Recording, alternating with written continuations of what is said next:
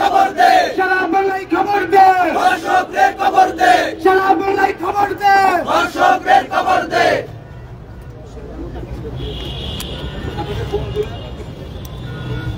প্রিয় তৌহিদি জনতা,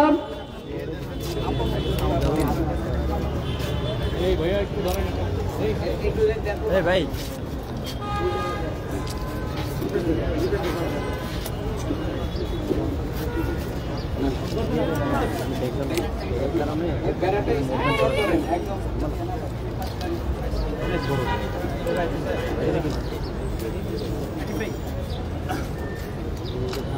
প্রিয় আপামর জনতা, শেষ আপনারা সকলেই জানেন বর্তমানে দেশে ধর্ষণের হার বৃদ্ধি পেয়েছে এবং 8 বছরের এক শিশুকে মারাত্মকভাবে ধর্ষণ করে জখম হয়েছে, যিনি এখন আইসিইউতে আছেন। আজকে আমাদের এই বিক্ষুব্ধ মিছিলে আপনাদের সামনে বক্তব্য রাখবেন ইনকিলাব মঞ্চের মুখপাত্র শরীফ ওসমান হাদি। শরীফ ওসমান হাদিকে সংক্ষিপ্ত বক্তব্য রাখার জন্য বিনীত অনুরোধ করছি। আসসালামু আলাইকুম। প্রিয় সংগ্রামী ভাই ও বোনেরা যারা এখানে আছেন, আমরা এখান থেকে সংক্ষিপ্ত বক্তব্য দিয়ে শাহবাগের উদ্দেশ্যে যাব। সেখানে আমরা আসরের নামাজ পড়বো একসাথে এবং গণ ইফতার করব। আপনাদেরকে আমরা জানাতে চাই, বাংলাদেশে তো আসলে ধর্ষণ আজকের ইস্যু না, প্রতিদিনই ধর্ষণ হচ্ছে। বাংলাদেশের প্রত্যেকটা পরিবারে আমার বোনেরা, আমার শিশুরা, একটা শিশু ছেলে হয়ে ওঠার আগে, একটা শিশু মেয়ে হয়ে ওঠার আগে সে কতবার তার বাবার বন্ধুর মাধ্যমে, পাড়া প্রতিবেশীর মাধ্যমে, চাচাতো ভাই, খালাতো ভাই, কাজিনদের মাধ্যমে কতভাবে সে ধর্ষণের শিকার হয় আমরা কোনোদিন খোঁজ নিয়ে দেখি নাই। এইটা যেহেতু আজকে সামনে এসছে, আপনাদেরকে আমরা স্পষ্টভাবে জানাতে চাই।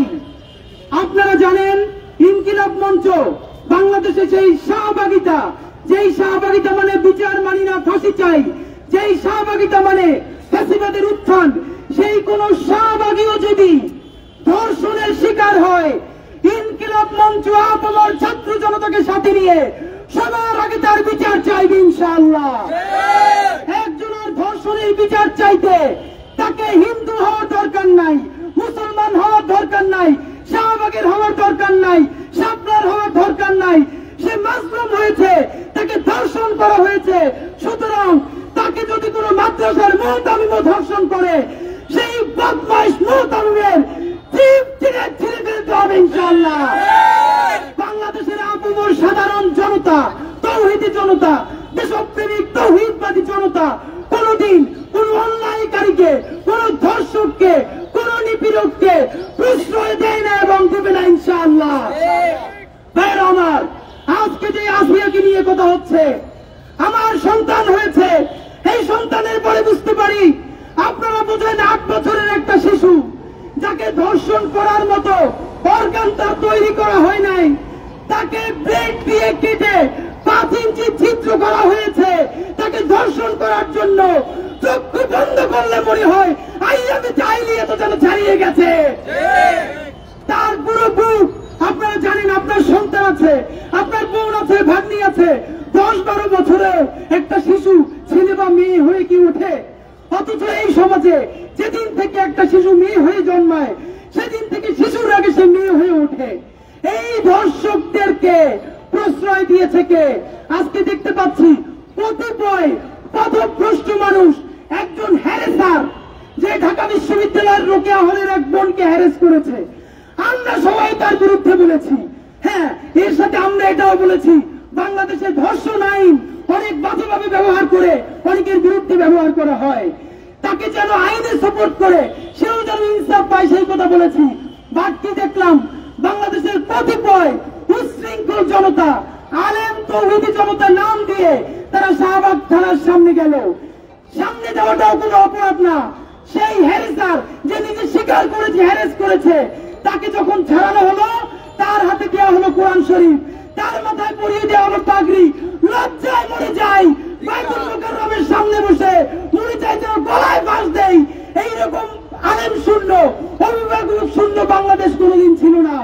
আপনারা মৌলবীর হাতে কোরআন শরীফ ধরিয়ে দেওয়া হয়, মাথায় পাগড়ি পরানো হয়, তার সাথে আলেম চেহারার লোকেরা দাঁড়ায়, তখন বাংলাদেশের নারীদের কাছে কি মেসেজ যায়? যে নিপীড়ন করে, ধর্ষণ করে, হ্যারেস করে, সেইগুলো করলেই বুঝি কোরআন শরীফ উপহার পাওয়া যায়, সেইগুলো করলেই বুঝি পাগড়ি মাথায় পাওয়া যায়। আমরা তীব্র নিন্দা জানাই।